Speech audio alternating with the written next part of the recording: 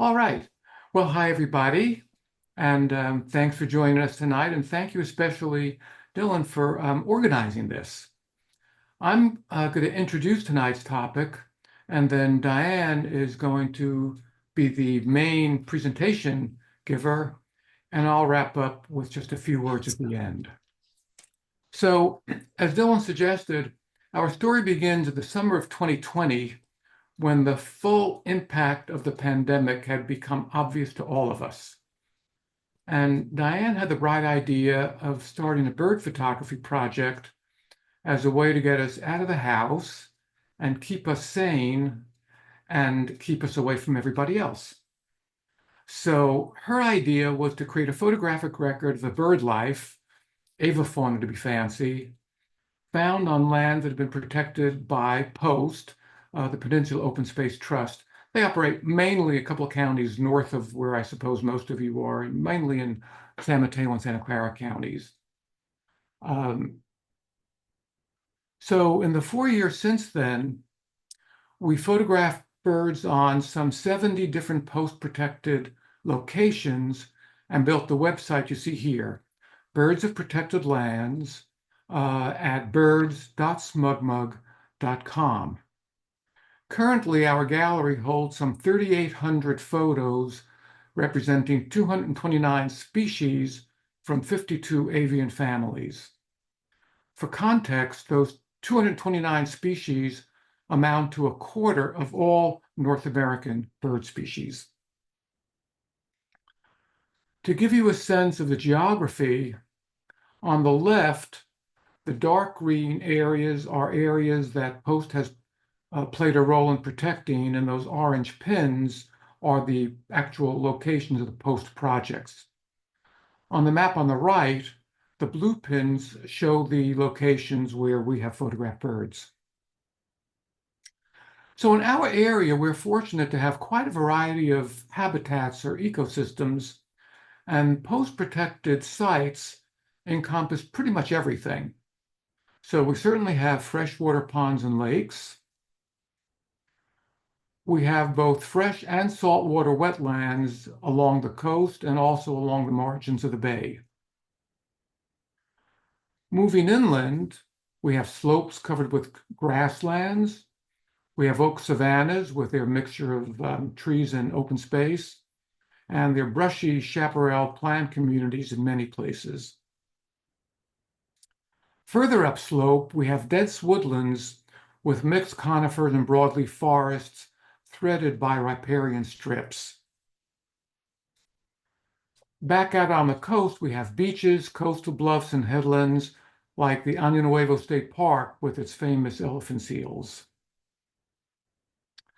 If you drive mainly along the coastside, you'll come across quite a few farms and ranches with signs like this one, the Potrero Nuevo Farm, on the lower stretch of Tunitas Creek Road. I have to say Potrero Nuevo is a favorite of mine because for quite a few years, the owners, Christine and Bill, have operated what they call the bike hut that provides food and refreshments to riders on an honor system basis. So with that, I'm going to turn this over to Diane, and she will show you some of the birds that are characteristics of each of these different habitats around the seasons of the year.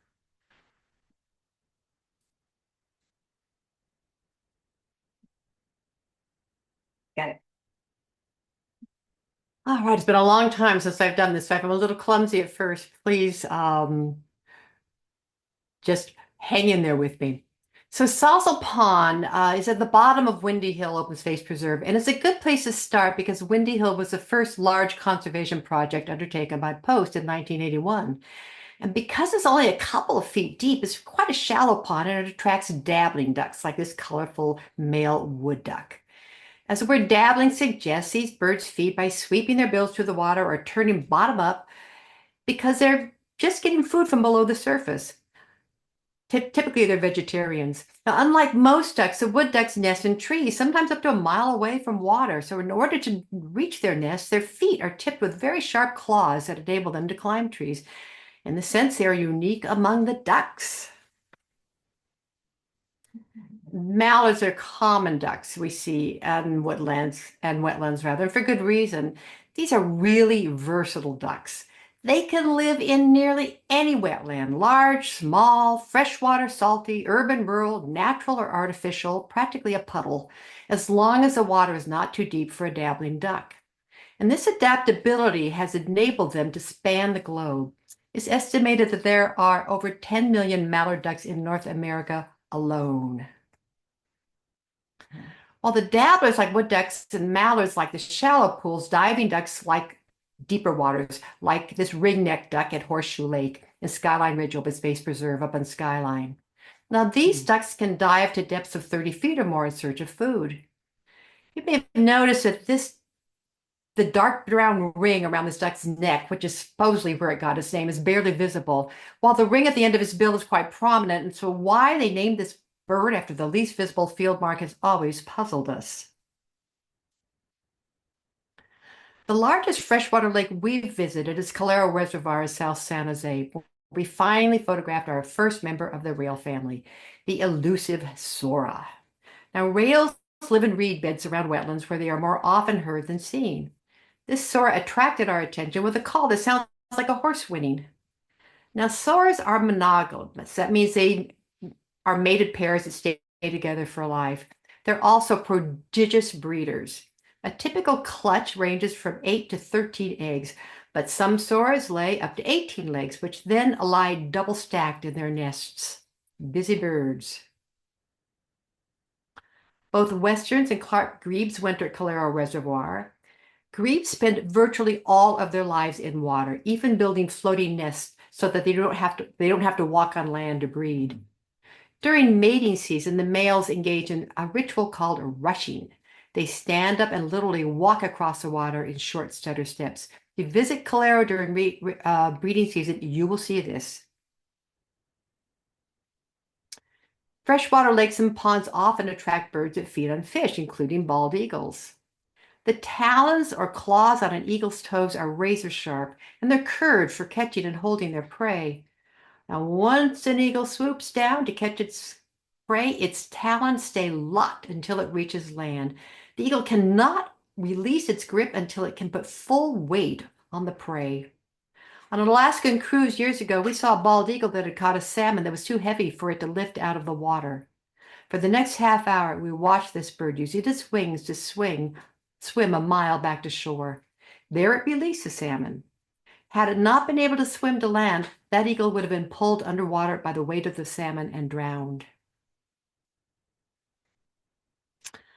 More than 1/3 of America's threatened and endangered species live only in wetlands, and nearly half of those use wetlands at some point during their lives.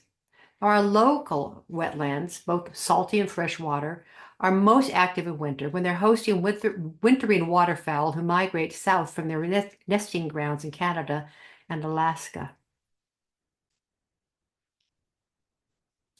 Among our favorite of the winter migrants are the northern pintails, named, of course, for those beautiful tails. They are the largest and, to our eyes, the most elegant of North America's dabbling ducks.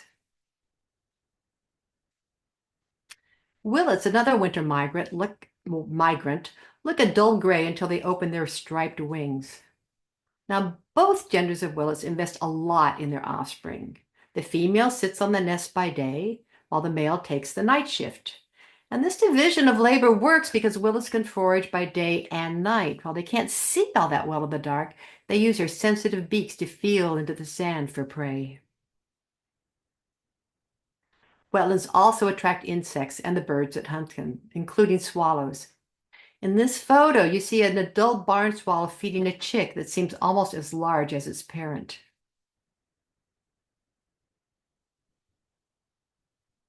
We took this photo at a local wetland during a king tide, when high water drives many creatures out of the reed beds.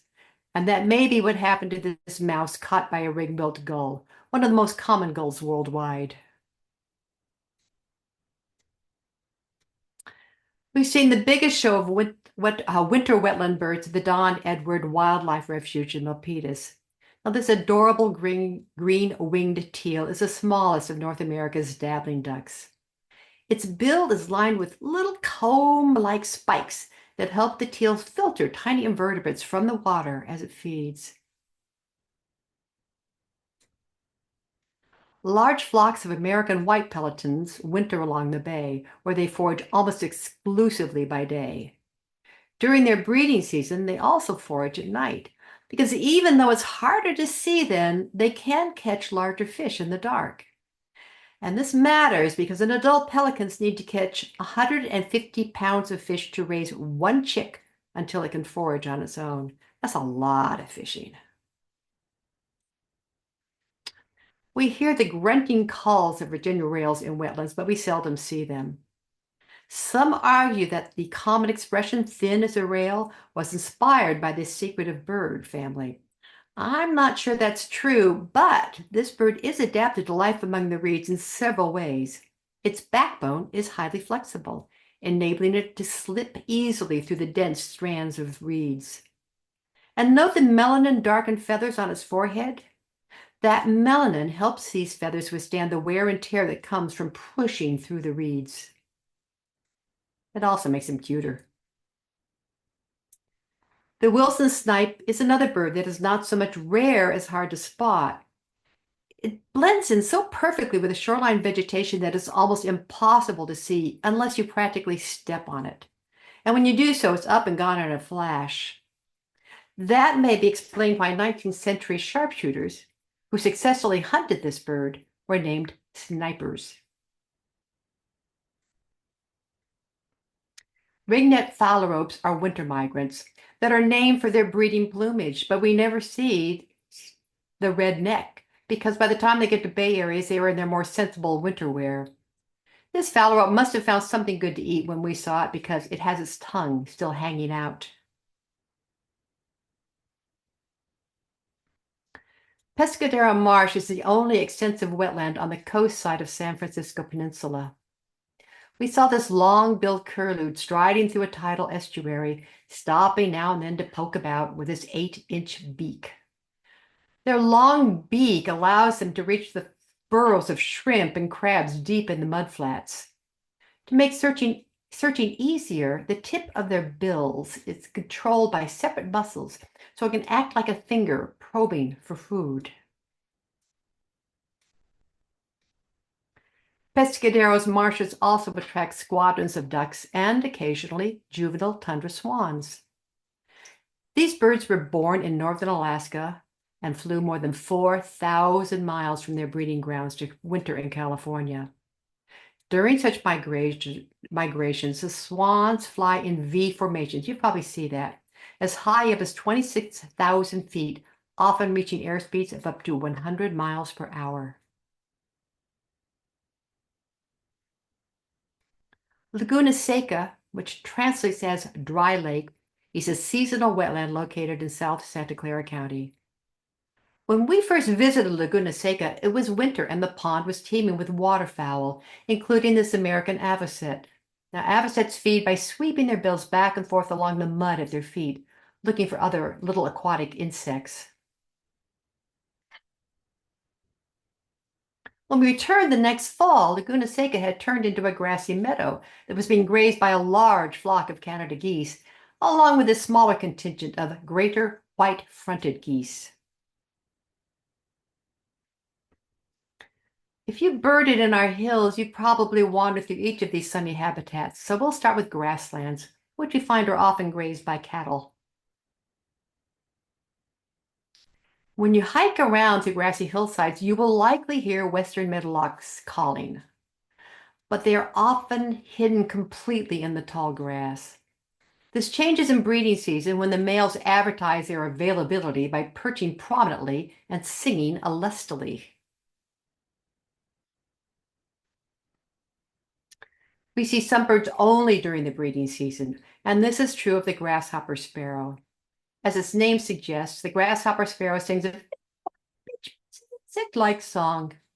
And when not out singing during the spring mating season, these sparrows stay hidden in the grass, running around on the ground like mice.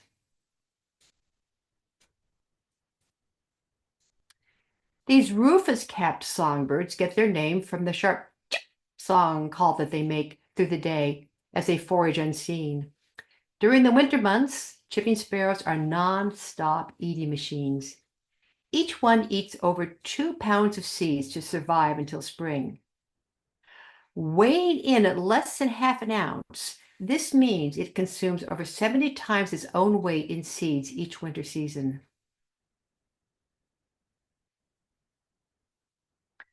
The Say's phoebe is another winter visitor to the Bay Area. We often see them on fences or bushes waiting to dart from their perch and snatch insects in midair. Paleontologists have found Say's phoebe fossils in Arizona, California, New Mexico, and Texas, dating back to almost 400,000 years. Cliff swallows were once limited to canyons where they built their nests in cliff faces, but today they also nest in barns, bridges, and buildings, which work as well as cliffs. Their nests are built from around 1,000 mud pellets carried one by one and glued together. The nesting pair needs to catch over 3,600 bugs a day to feed their brood. White-tailed kites are commonly seen hunting for voles, mice, and rats in open fields. I used to think, excuse me, the name kite came from an imitation in its call. That same name was later given to the toy kite because it soared like the bird. Oak savanna, with its mix of open grasslands and trees, is a perfect habitat for great horned owls.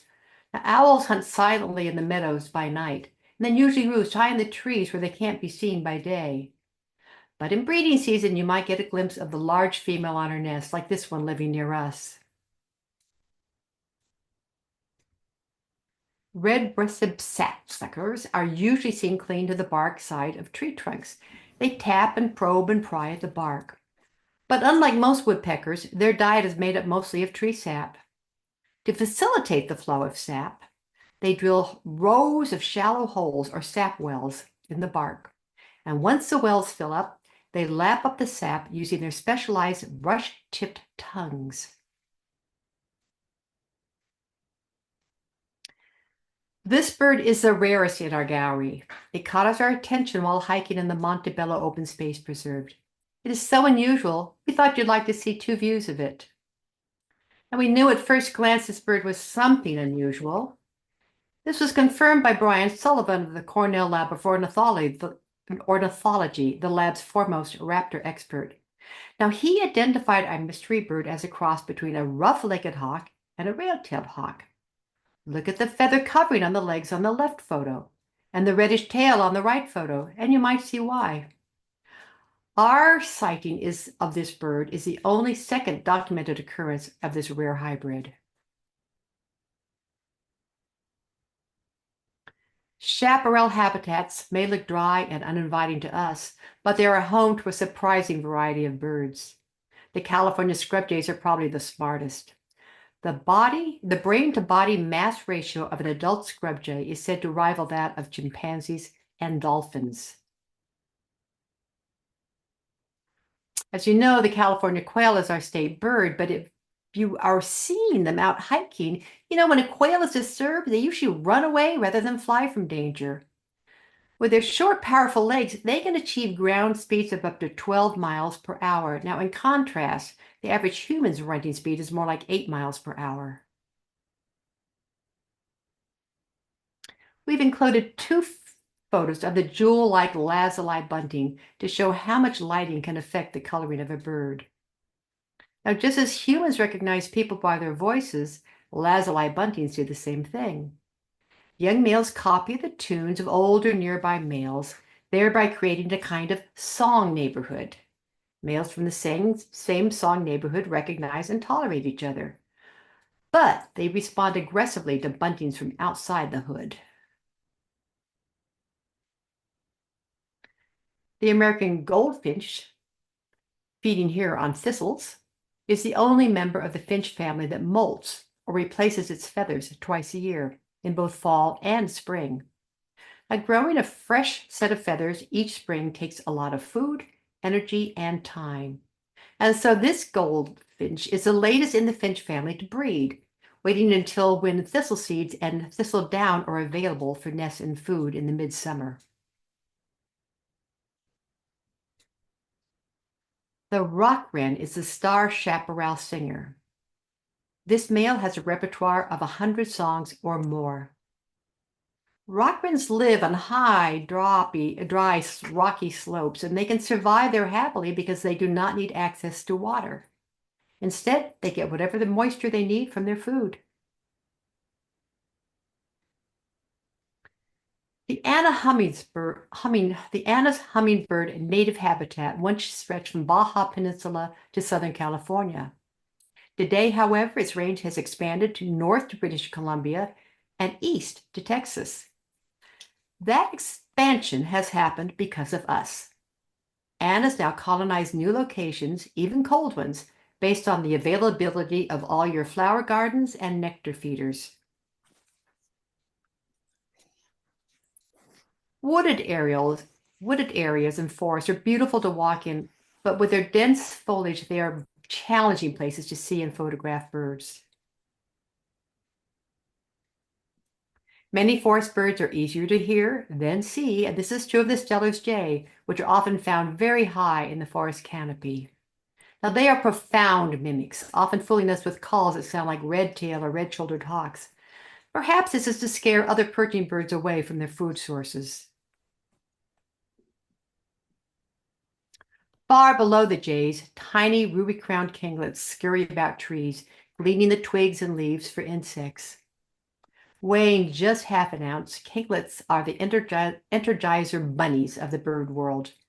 They never stop moving, especially when you're trying to photograph them. And despite their frenetic pace, they run on just 10 calories a day.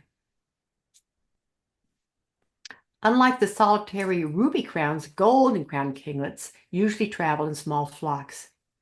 Given their name, the flocks of golden crowns have inspired a number of collecting nouns, including a castle, a court, and my favorite, a dynasty of kinglets. The pileated is North America's largest woodpecker. Its curious name comes from the Latin pileatus, meaning capped or crested.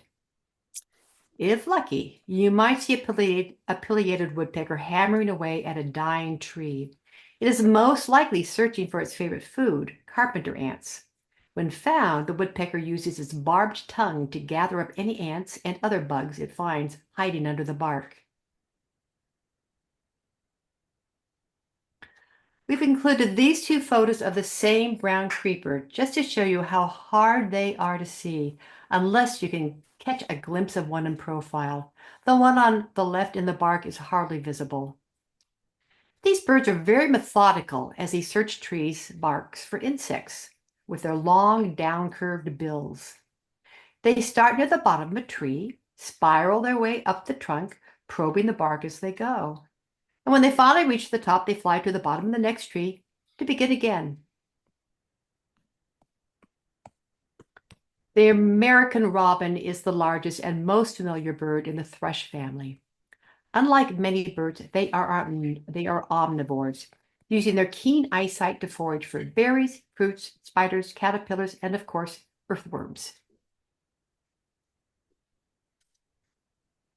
In contrast to the gregarious robin, the hermit thrush leads a lonely life. Its haunting song inspired Walt Whitman to include this bird in his elegy to Abraham Lincoln, written shortly after the president's assassination. If I could play the sound, you'd know what Walt Whitman liked about it. Dippers are North America's only truly aquatic songbirds. They fly, dive, and literally walk underwater in their search for insects and insect larvae. When we saw this pair, the bird on the left was pecking at a leaf on a rock. This puzzling behavior has an explanation.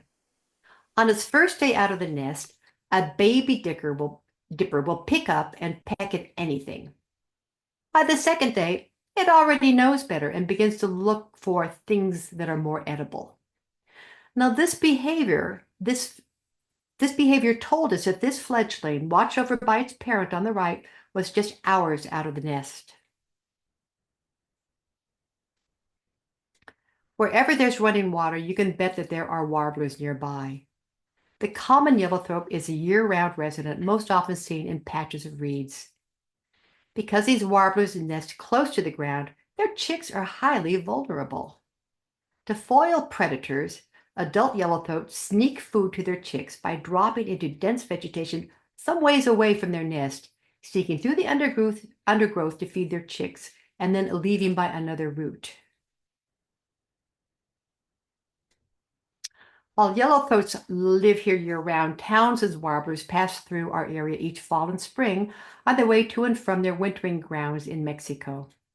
Once there, they feed extensively on honeydew, a sugary fluid excreted by plant-sucking insects like aphids. Yellow-rumped warblers are winter visitors, often seen hanging around water to feed on flying insects. Now, given that this warbler has a yellow head, a yellow throat, and yellow flanks, we've always thought it was curious that it was named for its rump. The downy woodpecker also prefers foraging in riparian areas. The smallest North American woodpecker, the downy weighs in at 3/4 of an ounce. Despite its small size, a downy is strong enough to strip bark from a tree, as we watched this one doing at La Honda Creek Open Space Preserve until a hairy woodpecker showed up at the same tree, at which point the downy took off. The two birds look almost exactly alike, except that the hairy is twice as the size of the downy. And even so, the downy and hairy are only distantly related, which raises the question, why do they look so much alike? One hypothesis is that the downy evolved to look like the more intimidated hairy, to trick larger birds into leaving it alone. The beautiful male Allen's hummingbird is fiercely territorial. They have been known to drive off predatory birds as large as kestrels and hawks. The highways between San Francisco and Santa Cruz is dotted with headlands and beaches that have been preserved for public use with the help from Post.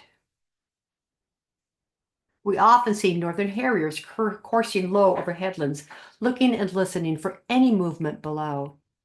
As this photo illustrates, the harrier, like other hawks, holds his eyes level when hunting, even as his body twists and turns in flight. The common raven is the largest American songbird, topping the scale at 2.5 pounds. But despite its weight, the raven is an acrobatic flyer, often seen doing barrel rolls and somersaults in the air, and one raven was even seen flying upside down for more than half a mile. Now, we know ravens steal eggs from other birds' nests, but this is the first time we caught the thief in action. The peregrine falcon is the world's fastest living creature, reaching speeds of well over 200 miles per hour when it dives.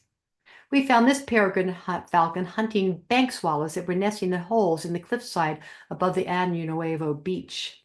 While we were there, we didn't see many of the swallows out. Today, squadrons of brown pelicans are a common sight along the coast. After World War II, however, the widespread use of DDT brought them to the brink of extinction. This catalyzed an historic conservation campaign that ended with the banning of DDT just in time to save these prehistoric-looking birds. Like the brown pelican, the elegant tern forages over the ocean, and like the pelican, it drops like a guided missile when it spots a fish. The fate of both these birds depends on the anchovy supply. When anchovies are abundant, they have high breeding success. When anchovy populations crash, as they did from 2009 to 2015, their populations crash as well. The surfbird's winter range is among the longest and narrowest of any North American bird. In winter, these birds can be found along the Pacific coast from the Arctic Circle to Tierra del Fuego, a range of nearly 11,000 miles in length. In width, however, Their winter range extends inland only a few yards above the tide line. Our last shorebird, with its neon red bill and bright yellow eye, is a hard-to-miss black oyster catcher. When researching the oyster catcher, I learned that it eats pretty much anything it can find, including mussels, limpets, whelks, urchins, crabs, marine worms, and beetle larvae. But there was never a mention of oysters. Go figure. The Post has protected dozens of farms and ranches, and we have birded on just a few of those properties, always with permission from their owners or operators. Blue House Farm in San Gregorio welcomes visitors to its farmers market and you pick 'em strawberry patches. When we visited, huge flocks of blackbirds were gleaning the fields. Peter caught this veiled brewer's in perfect light as it posed for us on a fence post. Yellow-billed magpies are a California endemic. That means it's found only within the state's borders, and they'll eat almost anything animal, vegetable, or mineral that they can find or catch. Our last bird, the California toy, is one most commonly seen in our gardens. Seen foraging on the ground, the toy looks like just another plain brown bird. But in this pose, showing off its handsome collar and crest and flashing its orange eye ring, it looks anything but plain, and it's a good reminder that there is beauty to be found in every bird, no matter how dull or drab it might appear at first sight. One just has to take the time to look for it.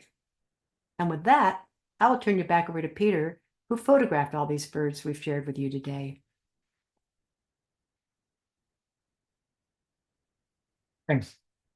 So I usually get questions about the photography side of things, so I'll say a few words about that. Nowadays, I'm shooting with this Canon R5. It's a full-frame, mirrorless, single-lens reflex camera. The coolest thing about this camera is that it uses AI to track a bird in flight, maintaining autofocus the whole time. And as a result, I get lots more good flight photos than I did from the previous generation of equipment. I often pair it with this 400mm f4 lens. They do make bigger lenses, but this is the biggest piece of glass that I'm comfortable with carrying around in the field all day and shooting handheld, no tripod required. Field work is only half the fun. The other half is curating and post-processing the digital photos using an Adobe product called Lightroom. Curating means throwing away practically all the photos you've taken and IDing the few that you keep. And here we see a typical example of post-processing. We see in the before image of strongly backlit bird, which is very common in flight photos. The original digital image is shot in what's called a RAW format, which records a lot more data than the JPEG image can actually display. But the information is there in that raw image, and in Lightroom we could use it to bring out the plumage and lighten the bird, get very close to, I think, true colors, with that at the same time blowing out the sky. In other words, without turning the sky to a brilliant white. So to wrap up, we hope you've enjoyed our tour of birds of post-protected lands. All the photos that Diane showed you can be found on the website that I mentioned earlier, Birds of Protected Lands at birds.smugmug.com. If you decide to visit there, you'll find that the photos are organized the same way they are in your field guide, by family and then by species. And one last word, there's some legal fine print that says that anyone is free to use these photos for any non-commercial purpose that you like, provided only that credit is given to me as the photographer. So with that, we'll thank all of you for joining us. And now, Dylan, you were saying there might be time perhaps for any questions or comments?